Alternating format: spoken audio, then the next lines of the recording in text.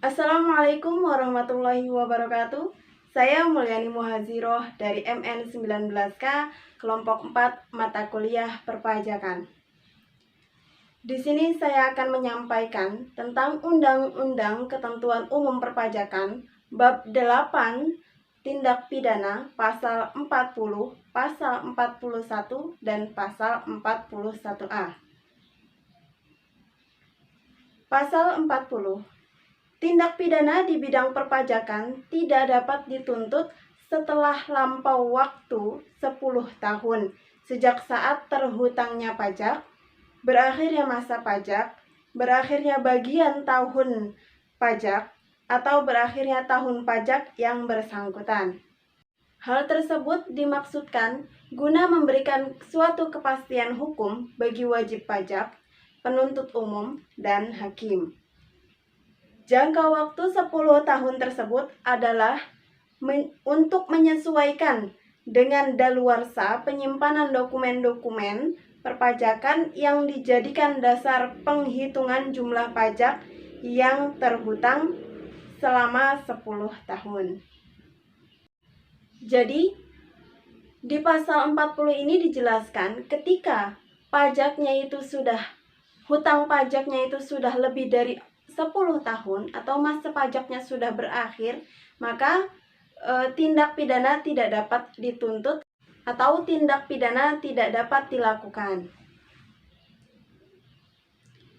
Pasal 40 ini tidak ada perubahan hingga sekarang, artinya tetap berlaku sampai sekarang. Ketika masa waktu pajak itu sudah berakhir atau melebihi dari 10 tahun, maka itu tidak bisa dituntut.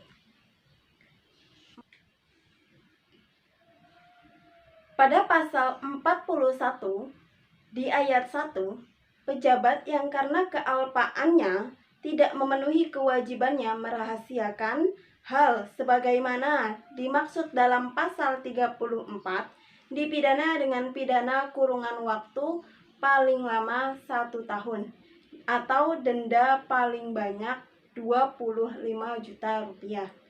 Di pasal ini telah mengalami beberapa perubahan amandemen dari tahun ke tahunnya. Yang sebelumnya pasal ini berbunyi pada tahun 1983 dengan kasus yang sama dipidana dengan pidana kurungan waktu paling lama 6 bulan dan denda paling banyak 1 juta. Jadi hukumannya itu dikurung atau dipidana penjara lebih sebentar, yaitu 6 bulan. Dan dendanya juga paling banyak, paling tinggi 1 juta. Karena pada saat itu 1 juta itu adalah nominal yang cukup besar pada tahun 1983. Kemudian pada tahun 1994, ketentuan dirubah kembali, yaitu dengan kasus yang sama, diberikan pidana kurungan waktu paling lama 1 tahun dan denda paling banyak 2 juta rupiah. Dari tahun sebelumnya, di tahun 1994 ini, untuk kurungan penjaranya ditambahkan 6 bulan. Ditambahkan 6 bulan menjadi 1 tahun. Dan untuk dendanya menjadi 2 juta rupiah. Pada tahun 2000 juga mengalami perubahan, yaitu dengan kasus yang sama diberikan pidana kurungan waktu paling lama 1 tahun. Dan untuk dendanya yaitu 4 juta rupiah. Pada tahun 2007, dengan kasus yang sama, diberikan pidana kurungan waktu paling lama 1 tahun dan denda paling banyak 25 juta rupiah.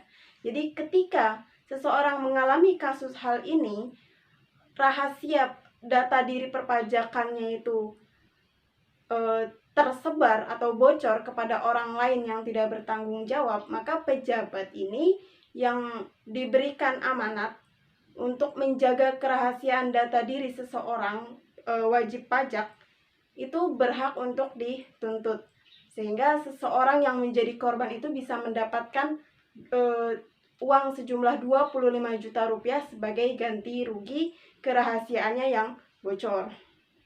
Di ayat 2, Pejabat yang dengan sengaja tidak memenuhi kewajibannya atau seseorang yang menyebabkan tidak terpenuhinya kewajiban pejabat sebagaimana dimaksud dalam pasal 34 dipidana dengan pidana penjara paling lama 2 tahun dan denda paling banyak 50 juta rupiah.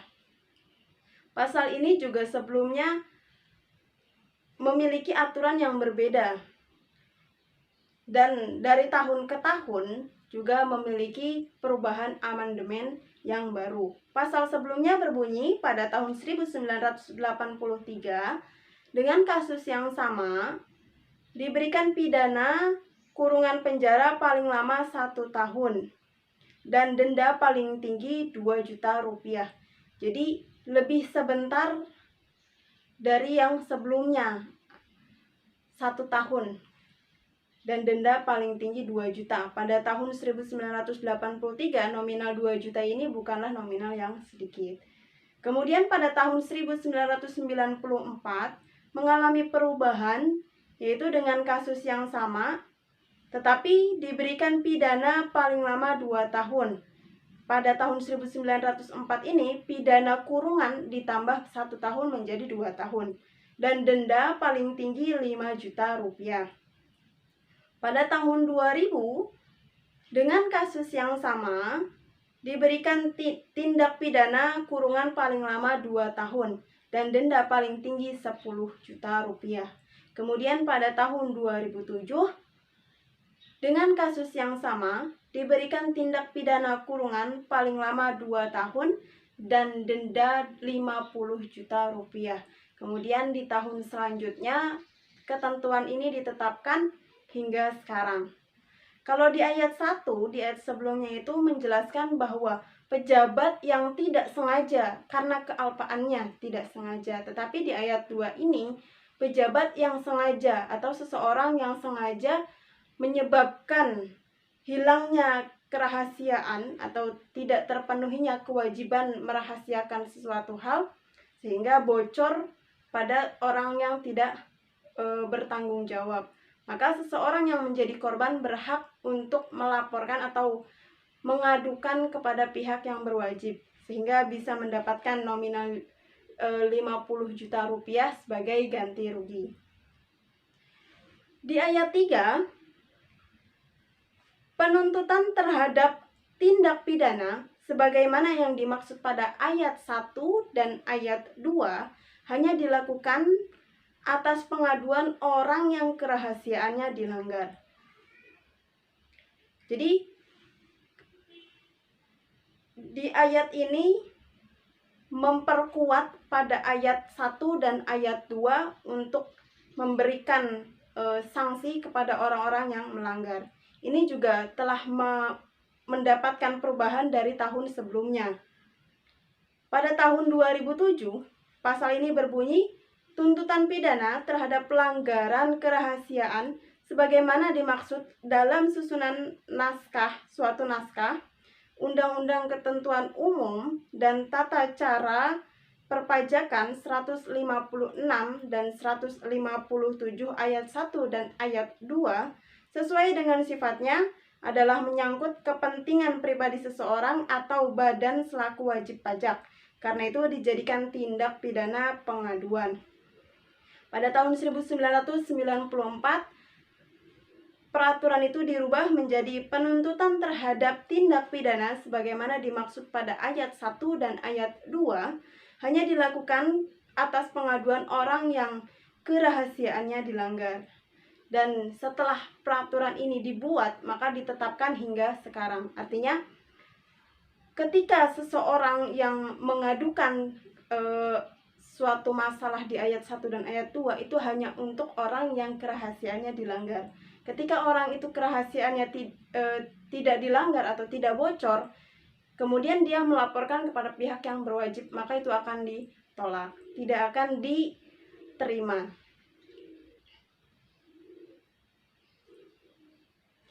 Jadi dengan ketentuan-ketentuan yang sudah berlaku, yang sudah diberikan, yang sudah ditetapkan, itu semua untuk menjamin di ayat 1 untuk menjamin bahwa kerahasiaan mengenai perpajakan tidak akan diberitahukan kepada pihak lain, dan supaya wajib pajak dalam memberikan data dan keterangan tidak ragu-ragu dalam rangka pelaksanaan undang-undang perpajakan.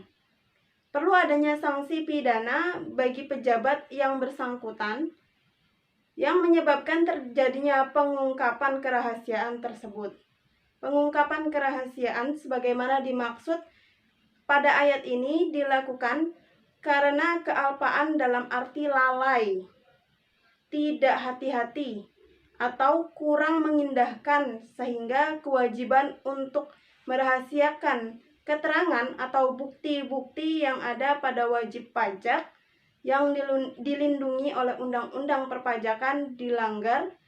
Atas kealpaan tersebut, pelaku dihukum dengan hukuman yang setimpal. Pasal 41 Ayat 1. Pejabat yang karena kealpaannya tidak memenuhi kewajibannya merahasiakan hal sebagaimana dimaksud pada pasal 34 dipidana dengan pidana kurungan penjara paling lama 1 tahun dan denda paling banyak 25 juta rupiah. Pasal ini telah mendapatkan perubahan-perubahan dari tahun ke tahun. Pasal sebelumnya berbunyi pada tahun 1983 dengan kasus yang sama dipidana dengan pidana penjara selama 6 bulan. Jadi lebih sebentar waktunya pada saat peraturan ini dibuat. Dan denda paling tinggi 1 juta, masih lebih murah. Karena pada zaman atau pada tahun 1983 1 juta ini hitungannya juga sudah mahal. Kemudian ada lagi perubahan di tahun 1994 dengan kasus yang sama, dipidana dengan pidana kurungan selama-lamanya atau paling lama 1 tahun, atau denda paling tinggi 2 juta rupiah. Jadi di tahun 1994 ini ada perubahan kurungan waktu, ditambah 6 bulan menjadi 1 tahun. Kemudian untuk dendanya bertambah 1 juta sehingga menjadi 2 juta. Pada tahun 2000 dengan kasus yang sama, tetapi dipidana dengan pidana kurungan selama 1 tahun atau paling lama 1 tahun dan denda paling tinggi 4 juta. Di tahun 2000 ini untuk kurungannya tetap sama 1 tahun, tetapi untuk denda berubah menjadi 4 juta.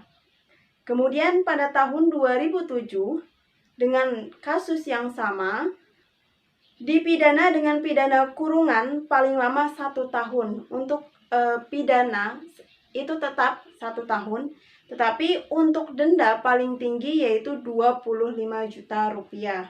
Dan peraturan itu ditetapkan hingga sekarang, belum ada perubahan. Di pasal 41A, setiap orang yang wajib memberikan keterangan atau bukti yang diminta sebagaimana dimaksud pada pasal 35, tetapi dengan sengaja tidak memberi keterangan atau bukti, atau memberi keterangan atau bukti palsu yang tidak benar, akan dipidana dengan pidana kurungan paling lama 1 tahun dan denda paling banyak 25 juta rupiah. Pasal ini telah mengalami perubahan dari pasal-pasal sebelumnya. Pasal sebelumnya berbunyi, pada tahun 1994,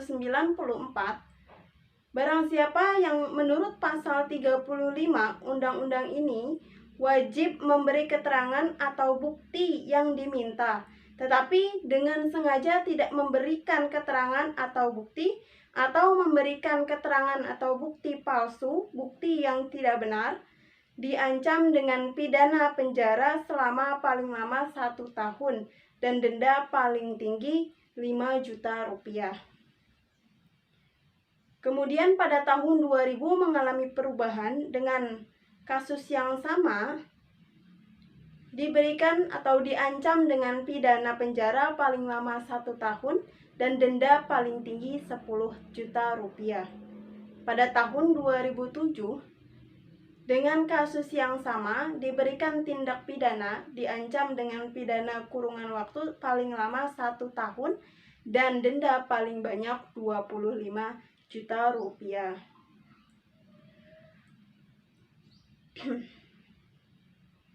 Jadi ketika seseorang yang diminta untuk memberikan keterangan atau bukti, tapi justru tidak memberikan bukti atau keterangan yang diperlukan, yang diminta, atau malah memberikan keterangan atau bukti palsu, maka akan diberikan ancaman sebesar 25 juta rupiah atau kurungan waktu paling lama 1 tahun. Nah, peraturan ini dibuat agar pihak ketiga memenuhi permintaan Direktur Jenderal Pajak sebagaimana diatur dalam pasal 35. Maka perlu adanya sanksi bagi pihak ketiga yang melakukan perbuatan atau tindakan sebagaimana dimaksud dalam pasal ini. Baik, sekian saja materi yang saya sampaikan. Dilanjut dengan teman yang lain. Dari saya, terima kasih. Masya Allah.